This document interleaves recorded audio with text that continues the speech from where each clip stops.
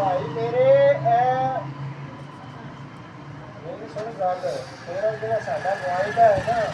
मेरी गल सुन ला वो हर 3 महीने बाद का एक है कई वायदा सी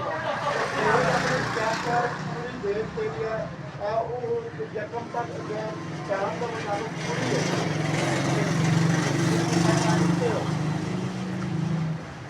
समझ आई ना क्या अपने पैसे गया मेरा भाई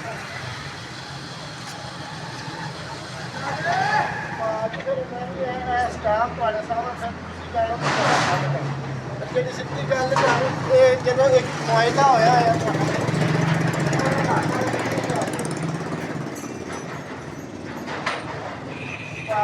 ਮੁਆਇਦਾ ਪਾਸੇ ਚੌਥਾ ਮਹੀਨਾ ਚੱਲ ਜਾਂਦਾ ਆਪਣੇ ਸਟਾਫ ਭਾਜੀ ਤੁਹਾਡੇ ਕੋਲ ਸਟਾਫ ਪਿਆ ਹੈ ਨਾ ਕਿਸੇ ਨੂੰ ਪੜਾ ਕੇ ਦਿਨ ਪੂਰੇ ਆਪਣੇ ਪੂਰੇ ਕਰਾ ਲਓ ਸਟਾਫ ਦਾ ਮੁਤਾਬਕ ਤੁਹਾਡੇ ਕੋਲ ਪਿਆ ਹੈ ਇਹ ਦੇਖ ਕੇ ਆਪਣੇ ਪੂਰੇ ਕਰਾ ਲਓ ਤੇ ਜਿਹੜੇ ਪੂਰੇ ਆ ਕੇ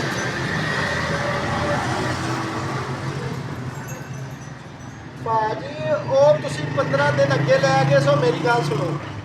ਜਦੋਂ ਪਿਛਲੇ 3 ਮਹੀਨੇ ਫਿਰ 10 ਦਿਨ ਲੈ ਗਏ ਇਸ ਤਰ੍ਹਾਂ ਤੁਸੀਂ ਇਹ ਬਣਾ ਰਹੇ ਹੋ ਨਾ ਸਟਾਮ ਦੇ ਮੁਤਾਬਕ ਆਓ ਤੇ 3 ਮਹੀਨੇ ਤੁਹਾਡੇ ਪੂਰੇ ਹੋ ਚੁੱਕੇ ਭਾਜੀ ਪੈਰ ਦੀ ਪੂਰੀ ਤੇ ਕੋਈ ਨਹੀਂ ਹੈ ਜੱਟਾ ਮੁੱਕੀ ਨਾ